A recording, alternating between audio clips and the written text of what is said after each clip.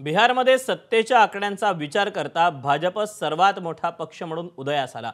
2010 सालानंतरची बिहारमधली ही भाजपची सर्वात बहारदार कामगिरी आहे। बिहारच्या विधानसभेत भाजपला 90 तर जनता दल युनायटेडला 85 जागा मिळाल्या। एनडीएचे दोन्ही प्रमुख पक्ष असलेल्या भाजप आणि जेडीयूला तुल्यबळ जागा मिळाल्याने आता उत्सुकता आहे ते मुख्यमंत्री पदाच्या खुर्चीवर कोण विराजमान होणार याची।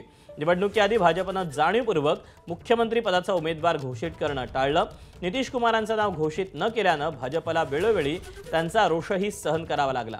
पण आत्ताच्या परिस्थितीत केंद्रीय पातळीवरच्या गणितांचा विचार करता नितीश कुमारांना दुखावणं भाजपला राजकीयदृष्ट्या परवडणार नसल्याचं तज्ञांचं मत आहे। त्यामुळे दाट शक्यता अशी आहे की लवकरच नितीश कुमार 90व्यांदा बिहारच्या मुख्यमंत्री पदाची शपथ घेतील।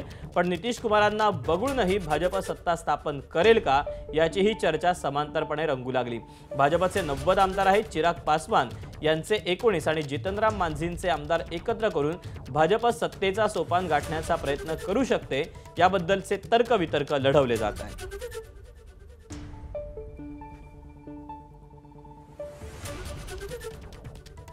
बिहारमधल्या मुख्यमंत्री पदाबाबत बिहारचे प्रभारी विनोद तावडे यांनी मात्र सावध प्रतिक्रिया दिली। मला असं वाटतं की स्वाभाविकपणे आम्ही या सगळ्या निवडणुकीमध्ये नितीशजींच्या नेतृत्वाखाली निवडणूक लढलो आहोत। आता याचा निर्णय पाचही पक्ष एकत्र बसून घेतील की यात पुढे काय केलं पाहिजे।